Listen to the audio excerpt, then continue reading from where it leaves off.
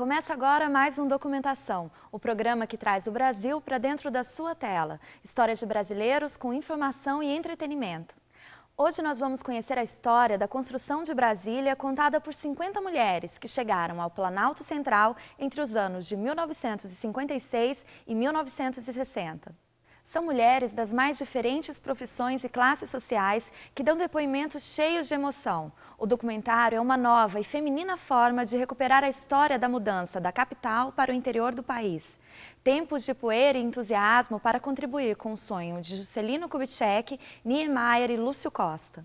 Poeira e Batom no Planalto Central, de Tânia Fontinelli Mourão e Tânia Quaresma. Hoje vamos assistir a primeira parte do documentário. Na semana que vem o filme continua. Vamos ver.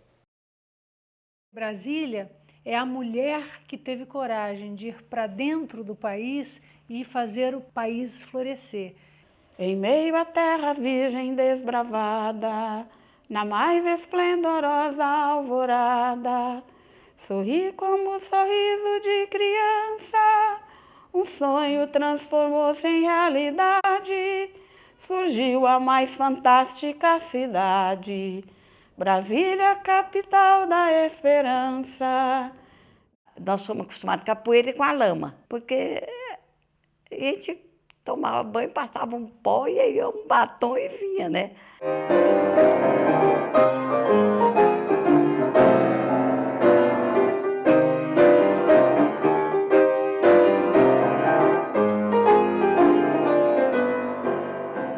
Meu pai, ele veio na Comissão Cruz e falou assim, vamos fazer a capital do Brasil aqui pertinho da gente.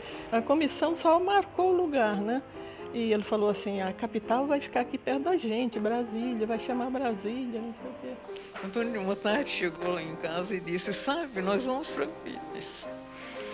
Nós vamos procurar um lugar para a futura capital. Foi bom. E a minha família Guimarães, ela era proprietária de muitas terras aqui nessa região. Essas terras foram desapropriadas, não é? A preço muito baixinho para a consolidação, né, do Distrito Federal.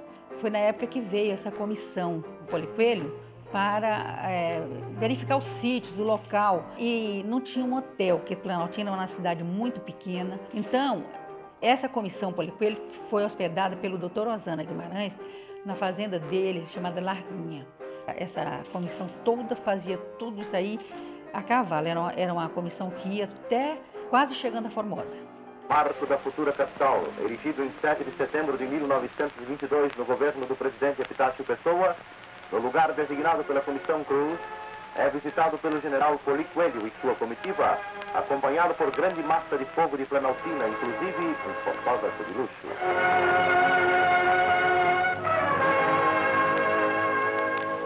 O jovem Antônio Soares Neto, Toniquinho, levantou o braço. Ele disse, se eleito for, o senhor cumprirá o dispositivo constitucional que determina a transferência da capital do Rio de Janeiro para Planalto Central? Quando a Toniquinho me colocou o problema, respondi prontamente. Se a Constituição exige a construção da nova capital do Brasil, vou respeitá-la e construirei a nova capital do Brasil, no Planalto Central. E fez a nossa capital em 3 anos e 11 meses. A Fazenda do Gama foi um dos primeiros contatos para marcar aonde seria o Catetinho, que seria a moradia do Juscelino. Ele morava no Palácio do Catete, daí Catetinho, né? Um belo dia, Dona Sara me telefonou e me convidou para vir a Brasília para o lançamento da pedra fundamental da Catedral Metropolitana. Daí nós fomos para a inauguração. Foi uma missa campal, eles tinham armado uma tenda maravilhosa. Todos os meios de transporte foram usados para que aproximadamente 15 mil pessoas pudessem estar presentes à primeira missa realizada em Brasília, a futura capital do Brasil.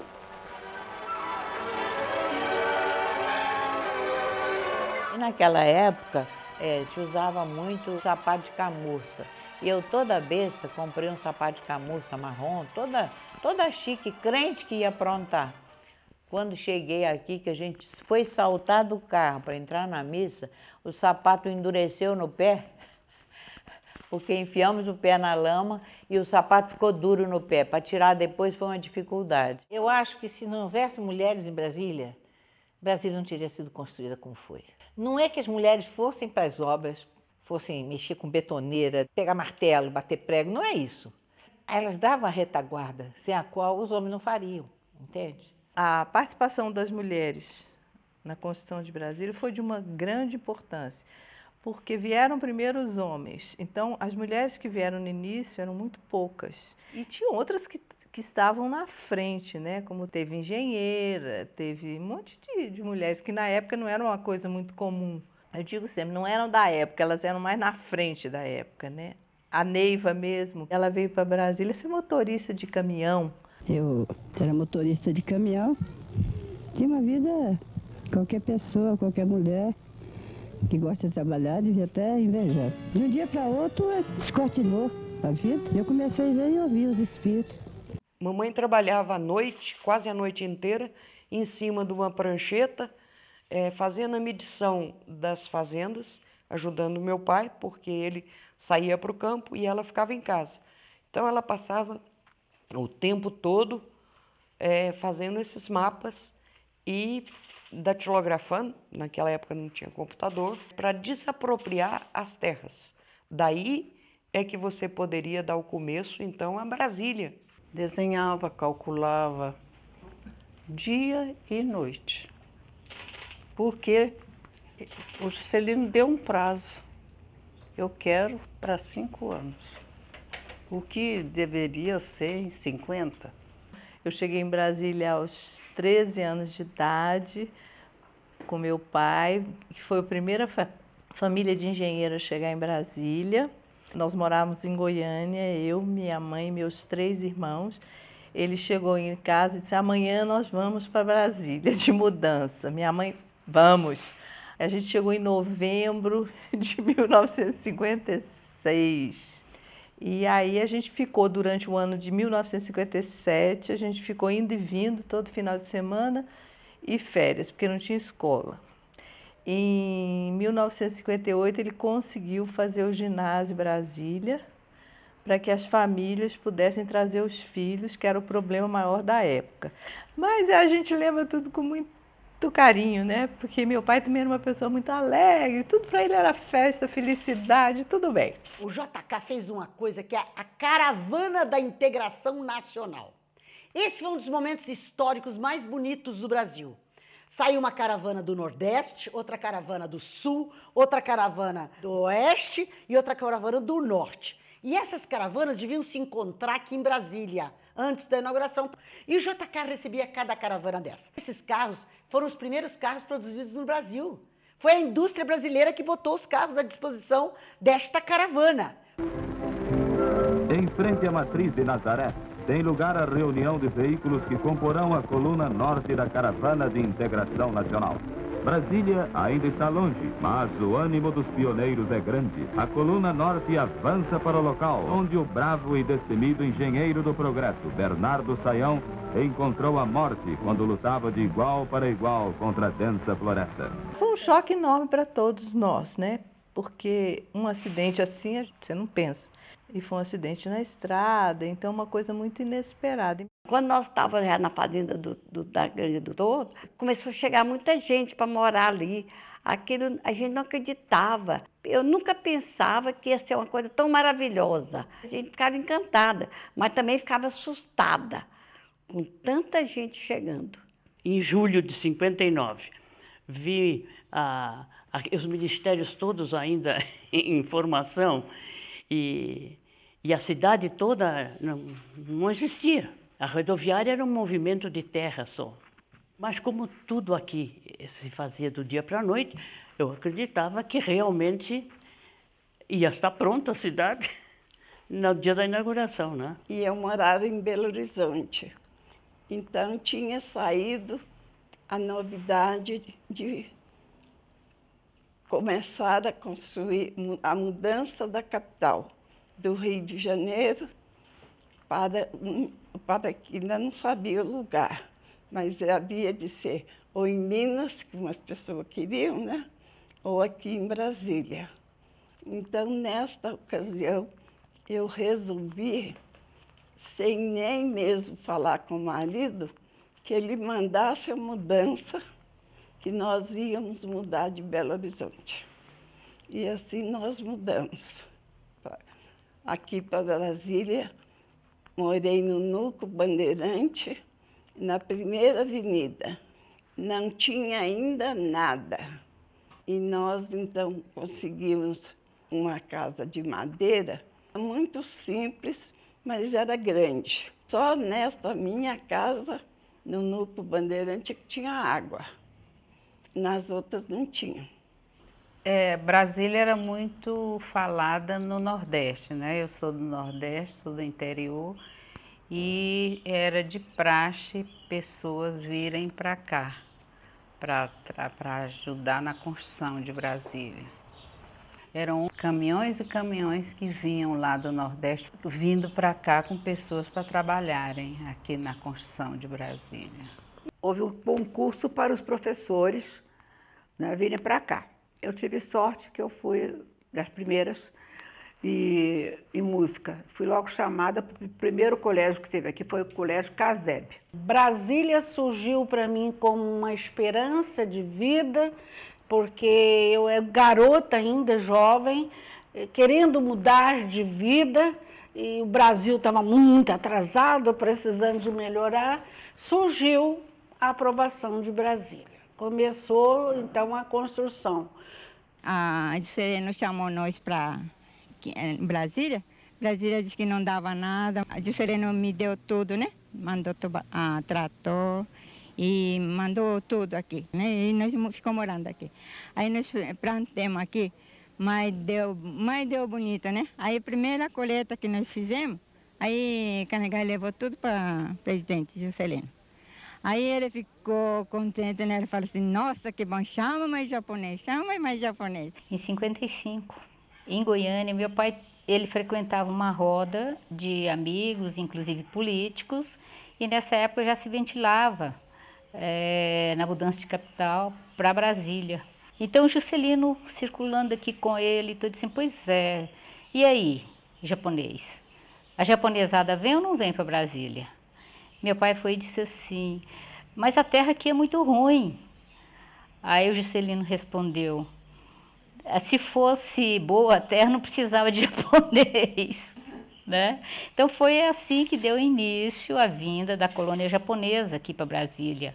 De início, 20 famílias. Aquela cultura japonesa, verdura, saiu muito verdura, não precisa trazer de São Paulo.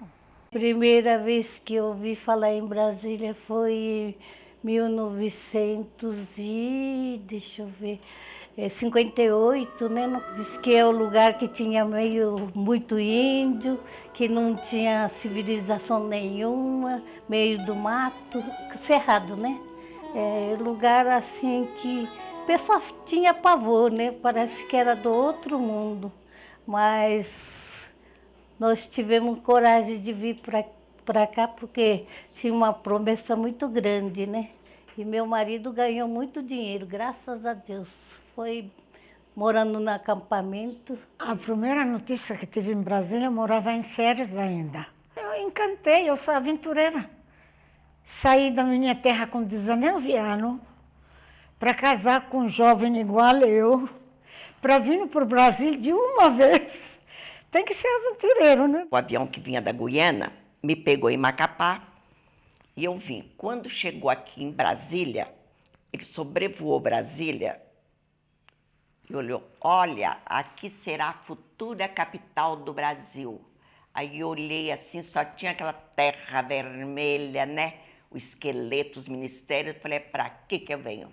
Eu, uma jovem de 6 para 7 anos, vim vivenciar e construir toda a minha visão de mundo a partir de Brasília. Eu tomei consciência da existência de Brasília quando eu vim para Brasília, morar em Brasília. Pousei naquele aeroporto de madeira que existia em Brasília. Tenho memórias de descer num lugar que era um descampado. Quando eu cheguei aqui, aí no aeroporto não era esse aeroporto de hoje. A volta era tudo mato, né? Era tudo mato, só tinha ali mesmo a descida, né? E o prédio, né? O prédio que ainda estava em construção ainda. Quando eu peguei o ônibus para ir para casa, né? E tudo mato, estrada de chão, muita poeira, muita poeira. Aí eu perguntei ao taxista, mas isso aqui é Brasília? Falei, credo, ainda falei assim, Cruz, Brasília cheio de poeira desse jeito, tá tudo em construção ainda, né? De repente, me senti chamada para uma vocação diferente, a vocação religiosa.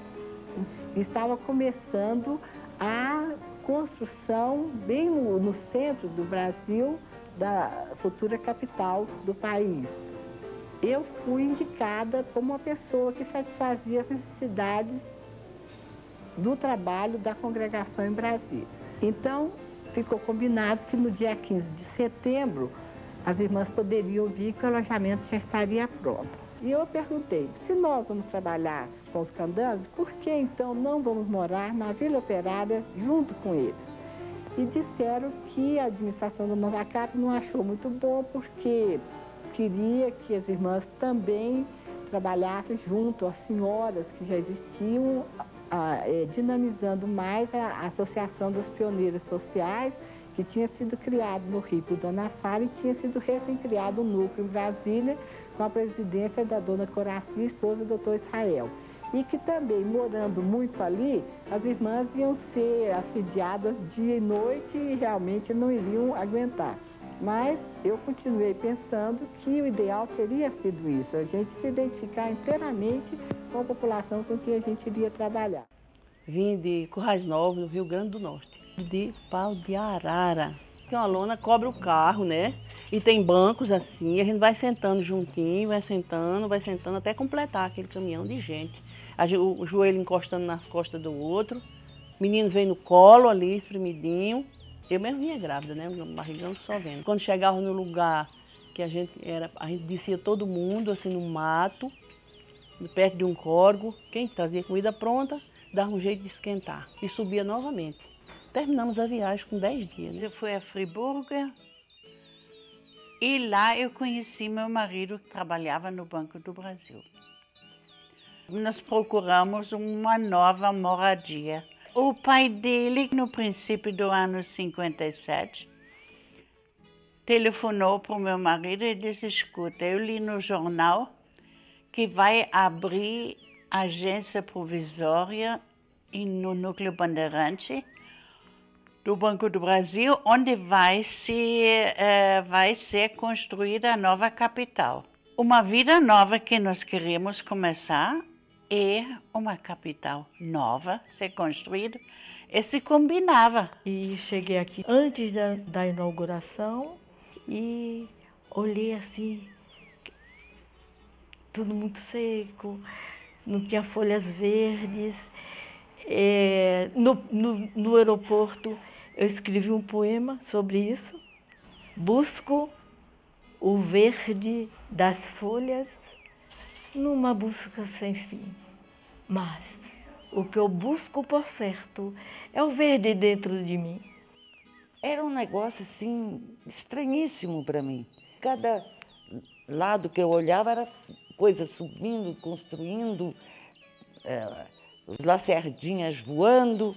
Era, assim, fantástico, era uma aventura. Eu acredito que naquela época, até 1964, Brasília era o paraíso, era a liberdade, era o campo fértil para você realizar qualquer projeto de vida.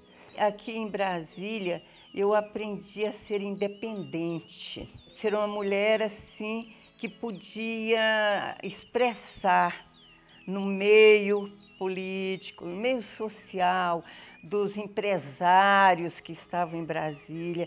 Eu podia chegar para eles, reivindicar direitos para empregados deles, entendeu? O papel das mulheres naquela época era uma seriedade fora de série. Era uma coisa muito boa. Era um conjunto, assim, parecia uma família. Representava muita coisa. Naquele tempo aqui a senhora não sabia quem era o bom, quem era o ruim. Parecia uma irmandade. A dona Sara Kubitschek, ela morou numa casa de madeira. Ela morou. Então, eu digo para a senhora, todo mundo era igual. Ser mulher em Brasília não era fácil, porque faltava tudo, na realidade. E meu marido resolveu comprar uma Kombi, porque nós íamos frequentemente à Cidade Livre, Núcleo Bandeirantes, né?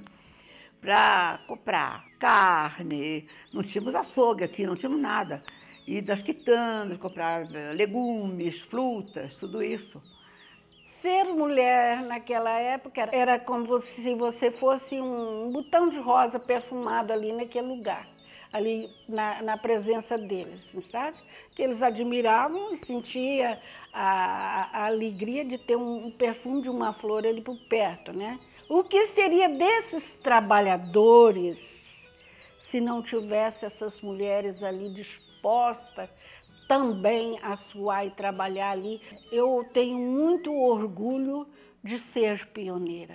Naquela época, ser mulher era uma coisa muito difícil. Porque, lembrando que nós estamos no final das décadas de 50 para 60, que é quando começou a emancipação, dizem, a emancipação da mulher.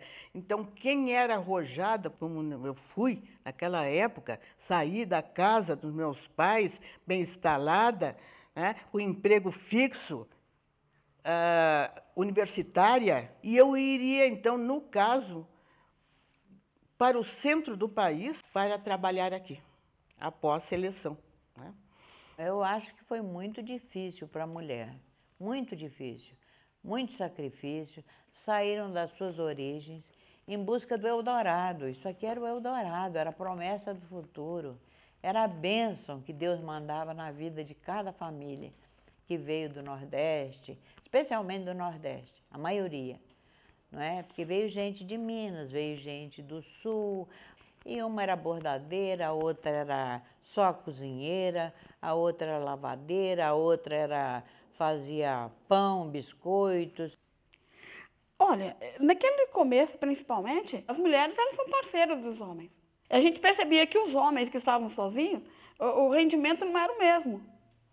Eu vi muitas vezes discussões assim do padre orientando lá, por exemplo, do esposo buscar a esposa, né? Fizemos uma viagem memorável. Viemos de jipe, do Rio de Janeiro até Brasília, em 7 dias dentro de um jipe. E por estradas que não existiam e que nós criamos. Quando chegamos em Goiânia, depois de aventuras mil, algumas muito perigosas, corremos risco de vida várias vezes, lá as pessoas não acreditavam que nós tivéssemos vindo do Rio de Janeiro. Eu olhei e vi uma série de casinhas, que na época era Cidade Livre. Aí eu fiquei olhando e me apaixonei, sinceramente. Foi amor à primeira vista. Havia necessidade imensa de interiorizar a capital. Não era possível continuar o Brasil crescendo só no litoral como se fosse caranguejo. Não tinha condição. Chegamos na Cidade Livre, meu marido já tinha feito uma casinha para nós. Nós botamos armazém porque queríamos trabalhar de tudo. Então eu ficava na porta, falava, vamos entrar. Eles entravam, não deixavam ninguém sair sem comprar. Um cafezinho, uma água, uma fruta. E comecei a cativar os fregueses. 58, 59, 60 na inauguração, em 3 anos eu fiz tantos partos que eu não sei quantos foram. Atendia nos acampamentos. E era longe para sair de uma construção para outra construção. E eu com a bolsa de parto, que eu levava até água fervida para dar um banhozinho, porque chegava lá não tinha água às vezes. Então era luva, instrumental cirúrgico e água, e remédio para os olhos de neném, tudo tinha que levar. Então eu fui mais útil vindo para cá do que eu imaginei. O tio Antônio pediu, disse, Luísa, não vai embora daqui agora, que minha mulher vai ganhar neném. E não tem ninguém, aqui não tem mulher, não tinha quase mulher aqui. Aqui não tem ninguém. Eu digo, tá bom. Aí ele disse, o que é que eu vou fazer? Ele disse, não, eu vou arranjar uns homens para tu dar comida. Aí arranjou-se nas firmas por ali, umas 10 pessoas. Eu cozinhava carne, verdura e feijão. tinha uns fogões redondos assim, com um negócio no meio assim, que ele botava querosene. O Núcleo Bandeirante era muito, assim, de gente. Eu fiz um barraco lá na Invasão, do IAPI. E meu marido fez uma casa grande e começou a vir nordestino. Só trabalhava para dar comida a esse povo. Lá no Núcleo Bandeirante, todo mundo ali trabalhava. Tinha gente que pegava a roupa dos policiais e vivia daquilo, para lavar. Era 6 contos, eu não me lembro o nome do dinheiro. Eu lavava a roupa lá do meu irmão e do pessoal que era para me ganhar dinheiro, que eu tinha que mandar um dinheiro para o Piauí, poxa, eu tinha que trabalhar, era. Você lavava aquele monte de roupa, a polícia te dava 6.000 réis, era dinheiro demais. Eu mandava não sei quanto para minha terra e eu ainda ficava com dinheiro. E eu só andava bonita. Eu ia ao cinema, comia bem, sobrava dinheiro. O emprego público em Brasília, você sabe ler? Sei. Dê sua carteira. Você já era uma funcionária pública. Na minha época, tem gente aí que ganha muito bem, que entrou na Nova Cap, contador de tijolo carregando. Foram contratados, foram reclassificados, engenheiro, contador. Por quê? Disseram que era contador e naquele tempo não tinha esse negócio. Traz teu diploma. O hospital lá era de madeira. Era IAPI naquela época, que atendia os funcionários, os empregados das obras, não é? Na verdade, os primeiros tempos não havia consultório. Era só parto. Era parto atrás de parto. Cheguei a alguma ocasião a fazer 20 partos numa noite. O trabalho das mulheres, vamos dizer, foi um trabalho muito intensivo, porque se trabalhava dia e noite. E o hospital não tinha estrutura, não tinha nada. O ensino era uma utopia, né? Era Juscelino, era Darcy Ribeiro, era Anísio Teixeira, só se falava nisso. Eu dava aula no CASEB nos 2 turnos, de 8 a meio-dia. Eu tinha meio-dia 2 para almoçar. 15 para as 2 eu saía para recomeçar o outro turno da tarde. Então eu ficava em 2 turnos, 40 horas por semana. Sábado, os alunos que queriam dar aula de piano, né? Então eu praticamente ficava o sábado repleto de alunos de piano, de manhã à noite. Eu só tinha o domingo para descansar, né? Então a minha vida correu assim. As nossas aulas eram calcadas muito em cima do cachaçinha. Não sei se vocês se lembram daquele que a gente passava as folhas, o mimeógrafo.